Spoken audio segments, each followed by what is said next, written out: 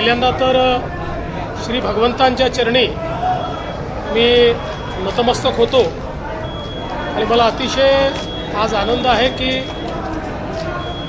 भगवंतांच्या प्रगट दिनोत्सवाच्या निमित्ताने बार्शीच्या ऐतिहासिक नगरीमध्ये मला येण्याची संधी मिळाली आणि विशेषतः आपल्या सगळ्यांना कल्पना आहे की हे अतिशय प्राचीन अशा प्रकारचं मंदिर आहे. जवळजवळ याचा उल्लेख हा 10व्या शतकातही सापडतो, 11व्या शतकातही सापडतो आणि या सोलापूर जिल्ह्याचं महत्त्व असं आहे की भगवान श्री विष्णूंनी या ठिकाणी घेतलेले अवतार हे आपल्या भक्तांकरता घेतलेले अवतार आहेत. अंबरीश राजाकरता घेतलेला अवतार हा भगवंतांचा अवतार आहे आणि पुंडलिक भक्तांकरता घेतलेला अवतार हा श्री विठ्ठलांचा अवतार आहे. त्यामुळे मला असं वाटतं की हा जो आपला इतिहास आहे, हे जे आपलं स्थापत्य आहे, हे जे आपलं अध्यात्म आहे, ही जी आपली संस्कृती आहे ती जपणं अत्यंत गरजेचं आहे. आणि या सगळ्या परंपरा ज्या इतक्या वर्षापासनं चालत आलेल्या आहेत, त्यातनं जे लोकपरंपरा तयार झालेल्या आहेत, या सगळ्या गोष्टी मला असं वाटतं महत्त्वाच्या आहेत. आणि म्हणूनच मागच्याही काळात भगवंतांचं दर्शन घ्यायला मी आलो होतो, पण राजाभाऊ राऊतांचं सातत्याने आग्रह होता की प्रकट दिन उत्सवाच्या निमित्ताने या ठिकाणी आलं पाहिजे आणि मला देखील खरं म्हणजे ती संधी हवीच होती. त्यामुळे आज हे दर्शन मला प्राप्त झालेलं आहे. राजाभाऊंनी जो आराखडा इथला तयार केलेला आहे त्याला सरकार पूर्ण समर्थन देईल आणि अतिशय चांगल्या पद्धतीनं ही ऐतिहासिक जागा आहे. पुराणांमध्ये याचा उल्लेख आहे. विष्णू पुराणात आपल्याला त्या ठिकाणी उल्लेख पाहायला मिळतो की कशा प्रकारे दुर्वास ऋषींचं जे गर्भहरण आहे ते या भागामध्ये खऱ्या अर्थानं झालं होतं आणि म्हणून अशा या आपल्या सांस्कृतिक ठेव्याला अधिक चांगल्या पद्धतीनं लोकांपर्यंत आणण्याचा प्रयत्न करण्याकरता हा जो काही आराखडा या ठिकाणी मांडलेला आहे तो निश्चितपणे त्याला आम्ही समर्थन देऊ.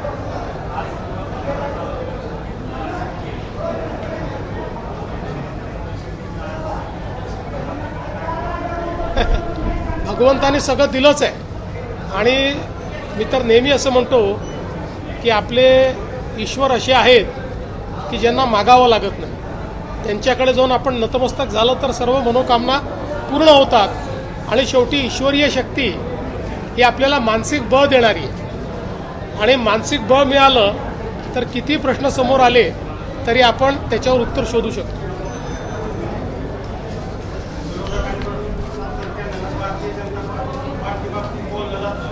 भाजप हा शहरी लोकांचा आणि शहरी मतदारांचा पक्ष आहे.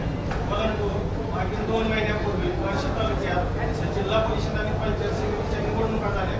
त्यामध्ये माजी आमदार राजेंद्र राऊत यांच्या नेतृत्वाखाली जिल्हा परिषदेच्या 6 पैकी 6 आणि पंचायत समितीच्या 12 पैकी 12 अशा 18 जिल्हा फरकाने राजाभाऊंनी 54,000चं मताधिक्य घेऊन ग्रामीण भागात भाजप पक्ष बळकट करण्याचा प्रयत्न केला आणि ते मास लीडर आहे हे पुन्हा एकदा दाखवून दिलं.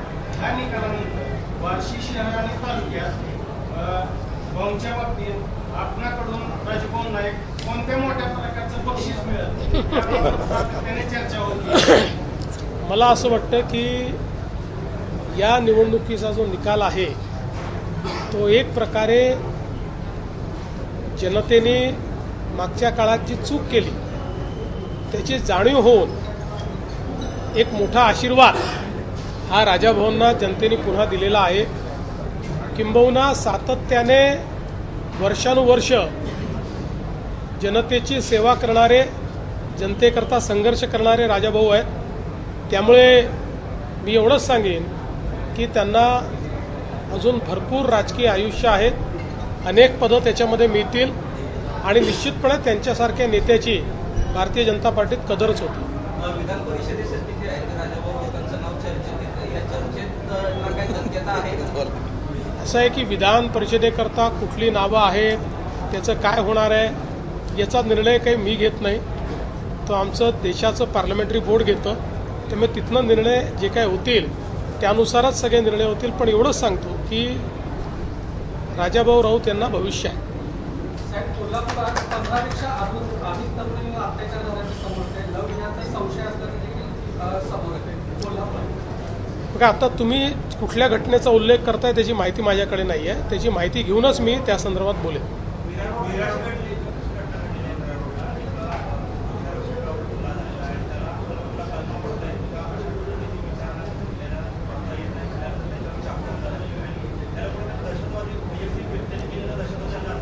मुळामध्ये एकूण हे जे प्रकरण आहे हे बघितलं तर सेल्फ रॅडिकलायझेशनचे प्रकरण आहे. मोठ्या प्रमाणात पुस्तकं, साहित्य, इंटरनेट या माध्यमातनं रॅडिकलायझेशनचा जो प्रयत्न आहे त्या प्रयत्नातनं हा जो व्यक्ती आहे, आरोपी आहे, हा तयार झालेला दिसतोय. त्यामुळे याला केवळ काहीतरी आपल्याला जिहाद करायचा आहे आणि जिहाद करायचा म्हणजे इतर धर्मियांना मारायचं आहे अशा पद्धतीच्या विचाराने पेटून त्यांनी हे कार्य केलेलं आहे. त्याला पकडलेलं आहे. आता ATS आणि NIAची मदत घेऊन या रॅडिकलायझेशनच्या पाठीमागे कोण कोण आहे हे देखील या ठिकाणी शोधण्यात येईल. याचं कुटुंब हे परदेशात आहे, ते अमेरिकेमध्ये आहे. हाही अनेक वर्ष परदेशात राहिलेला आहे. त्यानंतर इथे आल्यानंतर पहिल्यांदा कुर्ल्यामध्ये आणि त्याच्यानंतर नवानगरला तो राहायला आला. त्यामुळे आता याच्या पाठीमागे कोण कोण आहेत, याच्या लिंकमध्ये कोण कोण आहेत, अजून कोणी असे रॅडिकलाइज झाले आहेत का, या सगळ्या गोष्टी ज्या आहेत त्या आता तपासामध्ये पुढे येतील.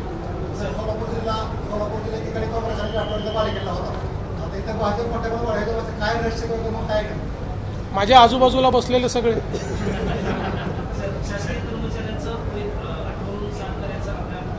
जी जी शासकीय कर्मचाऱ्यांचं निवृत्तीचं वय 58-60 करायचं प्रस्तावित आहे, त्याच्या संदर्भात काय? आत्ता आमची चर्चा चाललेली आहे या संदर्भात. युनियनची चर्चा चाललेली आहे. चर्चेअंती मग या संदर्भात काय निर्णय होतो ते बघूया. साहेब, राजाभाऊंची काही दिवसापासून मागणी आहे, ज्या पंढरपूरला मुख्यमंत्र्यांची जशी पूजा होते आषाढीची, तशाच पद्धतीची पूजा जी आहे ती कायमस्वरूपी पालकमंत्र्यांची असते, जे कोणी सोलापूरचे पालकमंत्री असतील त्यांच्या असते अशी मागणी आहे. जरूर याचा विचार करू. साहेब, एकनाथ शिंदे मुख्यमंत्री असताना पर्यावरण विभागाच्या वतीनं 11 तलावांना मान्यता दिली होती. मात्र मंत्री पंकजा मुंडेंकडून हा प्रकल्प रद्द करण्यात आला 11 तलाव. नाही, मला कल्पना नाही आहे. मी त्याची माहिती घेऊन सांगेन आपल्याला.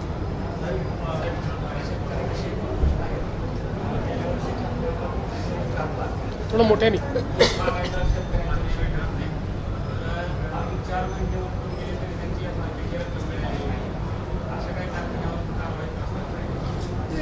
आपल्याला कल्पना आहे की महाराष्ट्रामध्ये दरवर्षी आपण FRP जी आहे ही 99% वर अचीव करतो. थोडं मागे पुढे होतं कारण मार्केटमुळे कारखान्यांवरही कधी आणि अनेक वेळा आपणही मदत केली आहे, सरकारने मदत केली आहे. याही वर्षी ऊस कारखानदारीच्या संदर्भात एक बैठक आम्ही घेतली. त्याच्यावर एक आम्ही सचिव समिती तयार केलेली आहे. या सचिव समितीला यावेळच्या हंगामापुढची काय अडचणी आहेत त्या अडचणींचा आढावा घेण्याकरता सांगितलेला आहे. त्यानंतर एक शिष्टमंडळ घेऊन पुढच्या काळामध्ये मी स्वतः केंद्र सरकारकडे जाणार आहे. ज्या शिष्टमंडळामध्ये विशेषतः या ठिकाणी ऊस आणि कांदा उत्पादक यांचं एक शिष्टमंडळ घेऊन केंद्राकडनं याच्यामध्ये काय मदत मिळू शकते किंवा कशा प्रकारे नीती निर्धारण केलं जाऊ शकतं या संदर्भातला निर्णय आम्ही करणार. यांच्या घरावरती जे आहे ते काही शिवाजी कोण होता, कॉम्रेड गोविंद पानसरेंचे जे काही सहकारी त्यावेळेचे होते किंवा त्यांचे विचाराचे जे लोक आहेत त्यांनी त्यांच्या निषेधार्थ जो आहे तो मोर्चा काढला होता आणि त्या मोर्चेकऱ्यांना आता सध्या ते धरपकड केली जाते. खरं म्हणजे निरर्थक वाद उभा झालेला आहे. पहिल्यांदा तर हे लक्षात ठेवा की या देशामध्ये छत्रपती शिवरायांचा कोणी अपमान करू शकत नाही. छत्रपती शिवरायांचा मान इतका मोठा आहे की कोणीही त्यांचा अशा पद्धतीनं अपमान करणं हे शक्यच नाही आहे. आता हे जे पुस्तक लिहिलं गेलं आहे 1979ला लिहिलं गेलेलं आहे त्याच्यावर आज वाद उकरून काढायचा आणि दोन्ही बाजूंनी एकमेकावर भिडायचं, मला असं वाटतं की शुद्ध असामाजिक अशा पद्धतीचं, असंवेदनशील अशा पद्धतीचं हे कृत्य आहे. मला असं वाटतं आक्षेप घेणाऱ्याने पुस्तक वाचलं आहे की नाही मला माहिती नाही. आंदोलन करणारे तिकडनं जे आलेले आहेत ते आपण कशाकरता करतो हे त्यांना माहिती आहे की नाही मला माहिती नाही. केवळ कुठला तरी मुद्दा पकडायचा आणि त्याच्यावर विवाद उभा करायचा आणि चर्चेत राहायचं हा प्रयत्न योग्य नाही. सर, घाटकोपर येथील लहान मुलींच्या अत्याचार प्रकरणी किरण सोमय्या 12 तास आंदोलन केलेले आहे. त्या संदर्भात क्राईम ब्रँच देखील तपास करते. पुढील आपली कारवाई काय असणार आहे? किरीट सोमय्यांची मागणी आम्ही मान्य केलेली आहे. त्यानुसार त्या ठिकाणी तो जो तपास आहे हा तपास क्राईम ब्रँचला वर्ग करण्यात आलेला आहे आणि त्याचसोबत ज्या ज्या लोकांनी या तपासामध्ये कुठेही कुचकामीपणा केलेला आहे त्यांच्यावर आम्ही कारवाई करतो.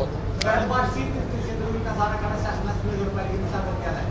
मागच्या चर्चेत तुम्ही असं मला म्हणतात की आजबरोबर केरळचे काय, परंतु अद्यापर्यंत त्या आराखड्यात काय नेमके अडचणी? त्याला अडचणी नसतात. त्याच्याकरता खूप वेगवेगळे फोरममधनं तो जावा लागतो. आराखडा शासनाला गेला म्हणजे पहिले कलेक्टरची कमिटी असते, त्याच्यानंतर पालकमंत्र्यांची समिती असते, त्याच्यानंतर जिल्ह्याची समिती करून तो राज्याच्या समितीकडे येतो, व त्याच्यानंतर HPC असते, त्याच्यानंतर मुख्यमंत्री कमिटी असते. एवढ्या सगळ्या याच्यातनं एक आराखडा जातो, त्यामुळे तो प्रोसेसमध्ये आहे. ABP माझा, उघडा डोळे बघा नीट.